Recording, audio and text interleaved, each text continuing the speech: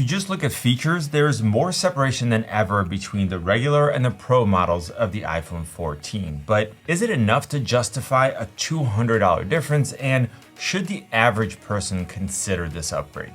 I'm going to start it a little differently. I'm going to talk about the dynamic island.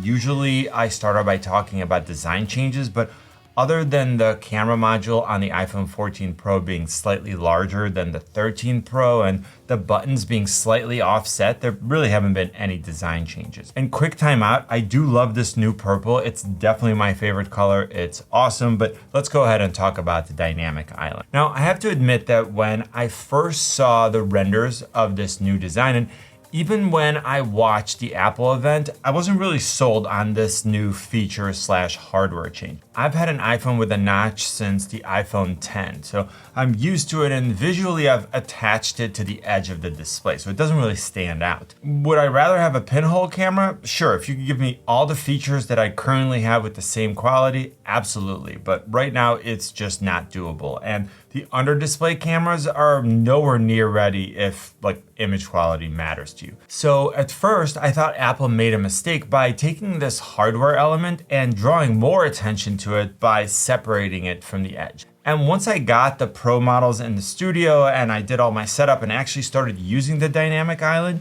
then things got interesting. So from a design standpoint, it's actually two elements: a pill-shaped cutout on the left for the smaller Face ID hardware, and then a circular cutout for the front-facing camera on the right. Now, the space between the two elements is filled with black pixels to give you a sense that it's one module. And this is where Apple made a really creative move. So they actually made this element an interactive part of the phone by developing super dynamic and lifelike animations. Instead of just statically showing system notifications for things like incoming calls, connecting to AirPods, charging, enabling or disabling silent mode, Face ID, or changing your focus mode, those interactions with the phone almost come to life with these new animations. Now, I've done a lot of graphic design and video work, so maybe I'm hyper aware of things like a nice bounce animation or how movement is eased in and out, but you can really tell that a lot of thought was put into this element.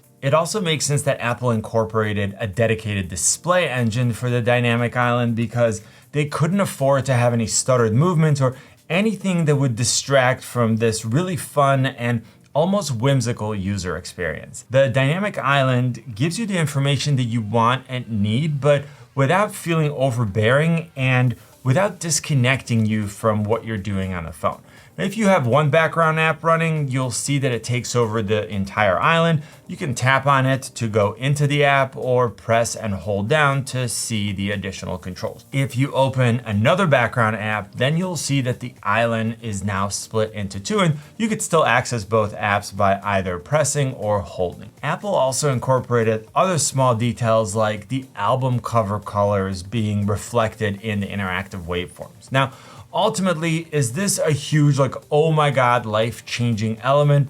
Probably not, but it's a really nice touch, and I wonder if we're gonna get a dynamic island on the next MacBook Pro. The display was also upgraded on the new Pro models. We're getting slightly smaller bezels and a couple of extra pixels here and there that aren't gonna make a huge difference, but we're getting a much brighter display, especially when you go outside. So for SDR content, it's the same peak brightness as what we had on the iPhone 13 Pro. But for HDR content, we're moving from 1200 nits to 1600 nits. And once you go outside, the peak brightness goes up to 2000 nits, which is super useful when you have to deal with direct sunlight. If that's something that you regularly do, you will notice it, and it could be a reason to get one of the Pro models instead of the regular ones. Now, both Pro models also get Pro Motion, which is Apple's adaptive refresh rate of up to 120 Hertz. This way you can get faster refresh rate for smooth animations and scrolling, and the phone can also slow down the refresh rate in order to save on battery life when you're looking at static content. Now, Apple took this to the next level this year, and now the refresh rate can go all the way down to 1 Hertz, or 1 refresh per second, and this helped implement a new feature for Apple, an always-on display. Now, this is not revolutionary. There's plenty of other phones that have this feature, but Apple implemented it in a way that kind of surprised me. You see, I think of Apple as super minimalistic. So I was picturing like date, time, and maybe a few notification icons. But instead, we're actually getting a full version of the lock screen, just dimmed down. So yes, you have the date and the time, but you can also see your background image, which is kind of cool. You can see any widgets that you added to your lock screen. I usually have the calendar, the battery, and the weather. You can see notifications at the bottom, and you can also see controls if you have media playing in the background.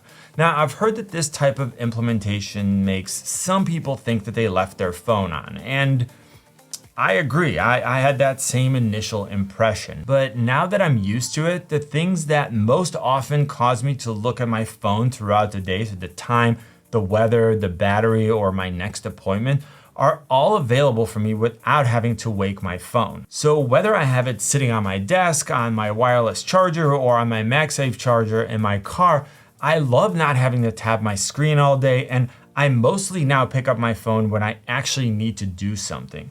So personally, I find that I get distracted less, and I might actually want another row of widgets with a future iOS update. But one thing that I really like about the new iPhone 14 lineup is that there are now 6.1 and 6.7 inch models of the regular and the Pro version. So you don't have to pay extra for the Pro Max if the only thing you want is a larger phone with a larger display. And while I have a few friends that have really liked the small form factor of the iPhone 13 mini, the battery life just wasn't great, and I think that we may see it make a comeback when battery technology and processor efficiency take a major leap forward. Now, usually we see battery life on the new iPhones improve, and this year, I'm not really sure that we got it. So if you just look at video playback, the 14 Pro and Pro Max have a battery life that's 1 hour longer than the 13 Pro and 13 Pro Max. Now, if we looked at streamed video playback or audio playback, then the numbers are identical. And of course, the Pro models outspec the regular models. But in everyday use, I feel like my 13 Pro and 13 Pro Max might have better battery life. And that could come down to the always-on display, although there's really no way for me to quantify it. It could also be the brighter display, so if I'm outside a lot and I'm pushing up to that 2000 nits peak brightness, that's something that's definitely going to use up a lot of battery. And I thought maybe the new A16 Bionic is more power hungry than the A15, but Apple specifically mentioned that the two high performance cores on the A16 use 20% less power than the ones on the A15. They also went on to say that the 4 high efficiency cores, the ones that are responsible for the majority of daily tasks, they're the most efficient in any mobile phone, and they used a third of the power of the competition.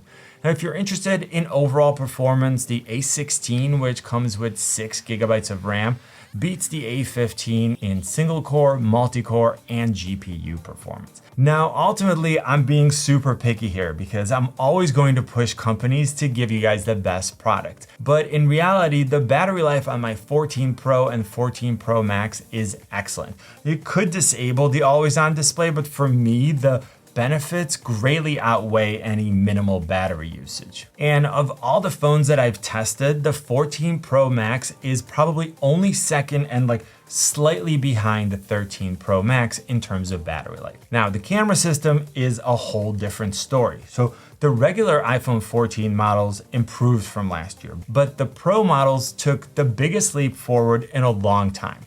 The main camera was upgraded to 48 megapixels after being at 12 megapixels since I think the iPhone 6S. Now, in addition to a higher resolution, it's also the largest sensor on any iPhone, and it's 65% larger than the one on the 13 Pro. So professional photographers and videographers already know why this is a major upgrade, but how would the casual user benefit from upgrading? So first of all, a larger sensor can gather more light, which means that the camera can use a faster shutter speed, and it could do a better job at freezing motion. So if your pet is running around or if your kids are moving around, you'll get sharper images. Next, it means that you're gonna get better performance in low light, and it also means that we're getting really nice shallow depth of field where we have great separation between the subject and the background, and that's without using portrait mode. For standard photos, the iPhone is optimized for light capture. So it will combine groups of 4 pixels to effectively operate as one larger pixel capture more light, and also reduce the amount of noise. So you'll get better 12 megapixel photos than with any other iPhones, and we're also getting second generation sensor shift OIS, or optical image stabilization. So when you're holding the phone and your hands aren't perfectly steady, the sensor can actually move to offset your movements, and again, you're gonna get sharper images.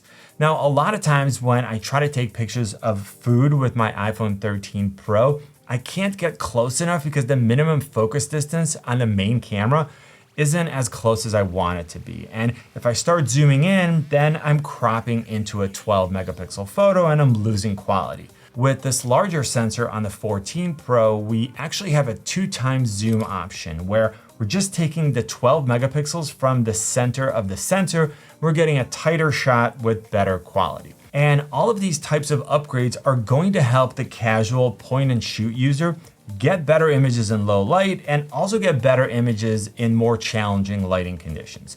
Now, if you're a pro and you don't mind working with raw images, you can shoot in ProRAW at a 48 megapixel resolution. You can get images that are even more detailed, and you'll have more editing latitude when you bring them into Lightroom. One other real world challenge that we all run into, I guess no pun intended, is stable video. And with the new action mode, the iPhone uses digital image stabilization. By cropping into the image, you get impressively stable 2.8K video.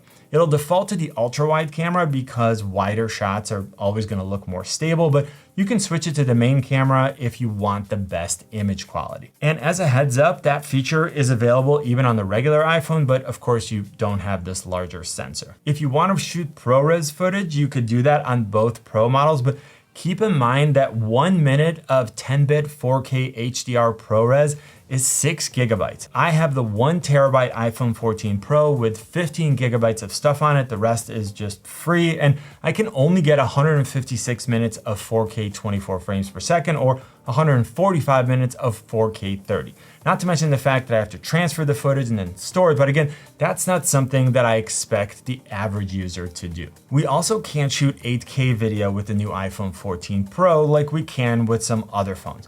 But personally, that's not something that I'll need from a phone anytime soon. All in all, I think this could be the best camera system on any phone, unless your primary focus is night shots or astrophotography. I've already done some comparison videos and I have a few more coming soon. Now, before we get to eSIM and that controversy, there are two other significant upgrades that I want to mention. So first, we're getting crash detection with a host of improved sensor and an upgraded accelerometer. The phone is able to combine all this info with GPS data and data from your microphone, and it can identify whether you're in a crash and then call for help. There's also a new satellite SOS service that lets you contact emergency responders using satellites if you're in an area that doesn't have Wi-Fi or cell reception. Now, this service is included with your iPhone 14 for 2 years, and together with crash detection, we've got two features that I'm super glad that I have and I really hope to never use. Okay, so now to eSIM, which has sort of been a hot topic. The iPhones sold in the US no longer come with a physical card and now only support eSIM. Now, a disadvantage of this approach is that I can't pop a SIM card out of one of my phones, move it to another one, and I also can't grab a new SIM card when I go abroad. Now, personally, I was already using eSIM on my iPhone 13 Pro, and switching to the 14 Pro was super easy. But switching from a physical SIM card on one of my Android phones to an eSIM on my iPhone 14 Pro Max was definitely more work. So we're looking at a $200 difference between the iPhone 14 and the 14 Pro, or the 14 Plus and the 14 Pro Max. But should the average user consider getting a Pro model? I think that it simply comes down to how long you keep your phone and then how much you value the best camera system in any iPhone, a brighter always-on display, and a new dynamic island. Now you should see how the iPhone 14 Pro Max compares with the new Galaxy Z Fold 4. Hopefully this video was helpful. You know what I always say, buy it nice or buy it twice. Good luck and see you soon.